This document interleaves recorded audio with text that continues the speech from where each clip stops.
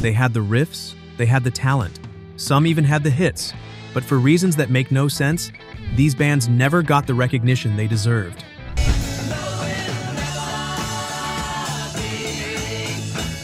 While Led Zeppelin and Black Sabbath became household names, these 10 groups were creating equally powerful music in the shadows. Today, we are pulling them back into the light. Get ready to discover the bands that should have been legends.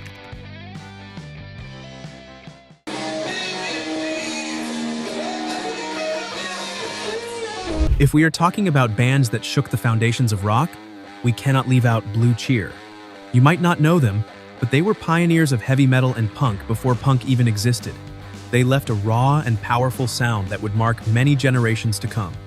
Blue Cheer formed in 1966 in San Francisco.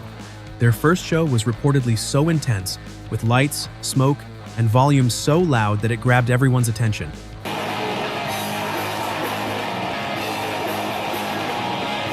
That massive sound would become their signature, and in no time they earned a reputation that would transcend decades. Their first album, Vincebus Eruptum, is a milestone in heavy rock.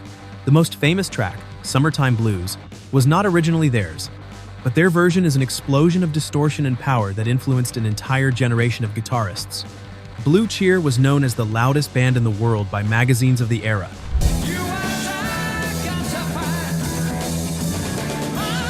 They were born in Hamburg, Germany, at the end of the 60s, and from the name alone they showed their dark and provocative side.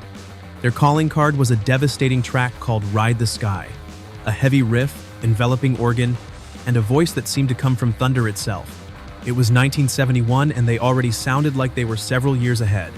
What is interesting about Lucifer's Friend is that they never stood still.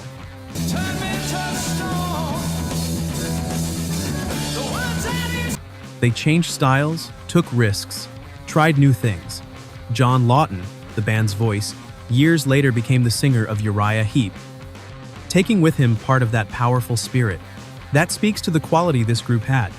Their self-titled debut album mixed heavy rock with progressive elements and psychedelic touches in ways that few bands were attempting. The organ work was as important as the guitars, creating a thick, atmospheric sound that was both heavy and sophisticated. Lucifer's Friend never filled stadiums, but they built a legacy that sounds fresh today.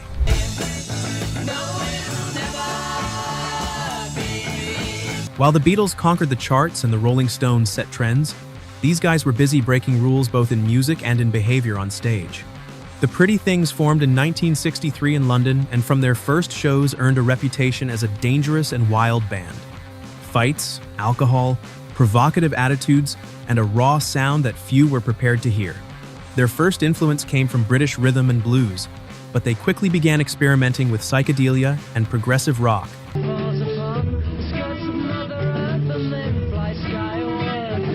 Ahead of many of the trends of the late 60s, but it was their 1968 album SF Sorrow that truly set them apart. Many music historians consider it the first rock opera, predating Tommy by The Who by nearly a year. The Pretty Things were too raw for pop audiences and too experimental for purists. They fell through the cracks despite being more innovative than bands that became famous. Their legacy is one of respect from musicians rather than mass recognition.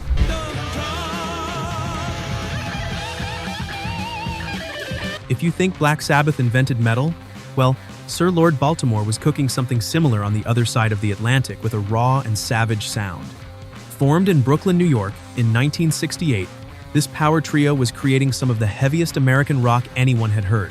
In 1970, the band signed with Mercury Records and released their first album, Kingdom Come.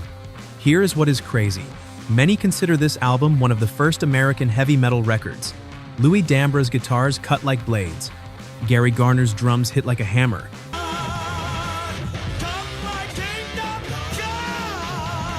And the songs had a mix of fury and groove that still sounds modern today. Some critics insist that if they had better luck with promotion, Sir Lord Baltimore would have been as big as Led Zeppelin or Deep Purple. Instead, they released 2 albums, broke up, and became a footnote that serious metal fans eventually discovered. Their influence on later American metal is undeniable, even if their name is not widely known.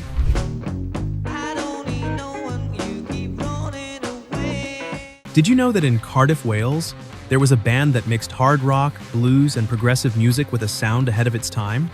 Budgie, a power trio that, although it went unnoticed by many, left an indelible mark on rock history. Budgie formed in 1967 under the name Hill's Contemporary Grass. After a few shows, they changed their name to Budgie in '68, inspired by the idea of playing heavy rock but with a name that evoked something soft and small.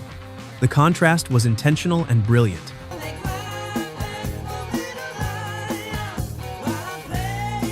In 1971, they recorded their self-titled debut album at Rockfield Studios with production by Roger Bain, known for his work with Black Sabbath.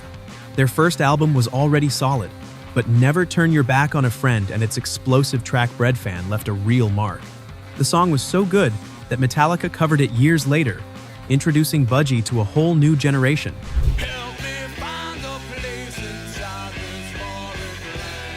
Did you know that in the early 70s in New York, there was a band that mixed Led Zeppelin and Black Sabbath with youthful energy? We are talking about Dust, a band that, although it went unnoticed in its time, left a deep mark on hard rock. Dust was born in 1969 in Brooklyn, New York. The band consisted of Richie Wise, Kenny Aronson, and Mark Bell. What is curious is that Mark Bell eventually became Marky Ramone, the legendary drummer of the Ramones. Dust was one of the first bands he played in before joining the Ramones, a true hidden gem of rock.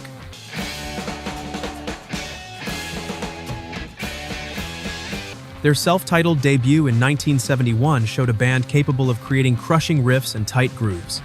But it was with their second album, Heart Attack, where they really left their mark. In 2013, both albums were reissued, allowing new generations to discover their music.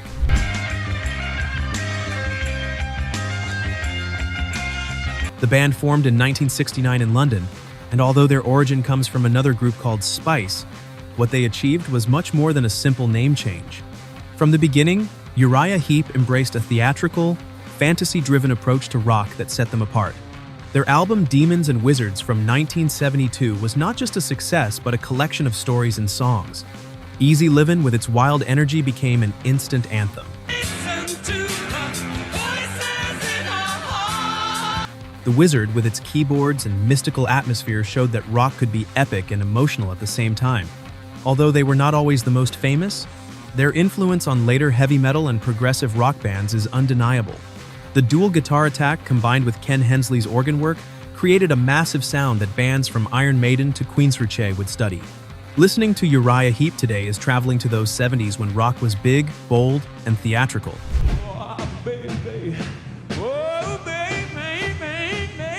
Imagine a British group that at the height of 60s blues rock could make a stage explode with just a riff. That band was 10 years after.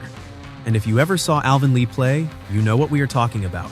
Speed, passion, and overflowing technique, all in one man and his guitar. 10 years after, formed in 1966 in Nottingham, England.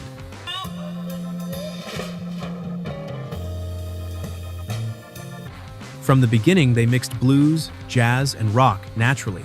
They were young, but they played like veterans. The crazy thing about 10 years after is that they never sought to be the most media-friendly band. They wanted to play, experiment, and travel. They played at the legendary Woodstock in '69, and their performance of I'm Going Home was recorded in history. It was a guitar solo that seemed infinite, full of raw energy and pure blues. Their first album already showed the power of British blues rock, but it was Cricklewood Green and A Space and Time where they truly exploded.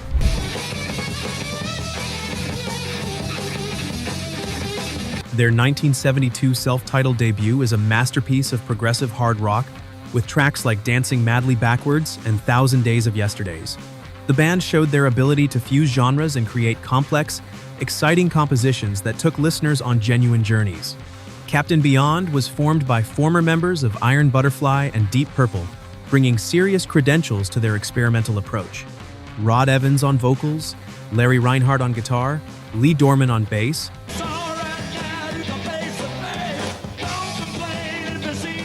and Bobby Caldwell on drums created a chemistry that was both powerful and intricate. In 1973, they released Sufficiently Breathless, an album that continued exploring their sound. 4 years later came their final album, Dawn Explosion, with a renewed lineup that gave a different air to their music.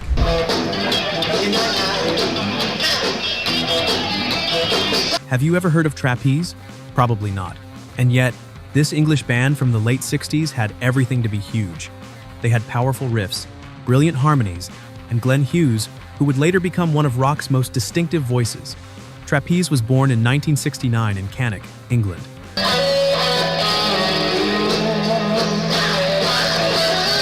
At first, their sound was softer, psychedelic, with keyboards, trumpets, and flutes.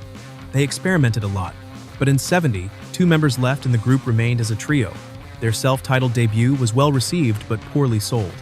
As a trio, they released Medusa with sharp riffs, and Glenn Hughes' voice mixing hard rock with soul and funk on songs like Black Cloud. By 1973, Glenn Hughes left Trapeze to join Deep Purple, and the band began to fall apart. Trapeze proved that sometimes the best music comes from bands that never quite made it big.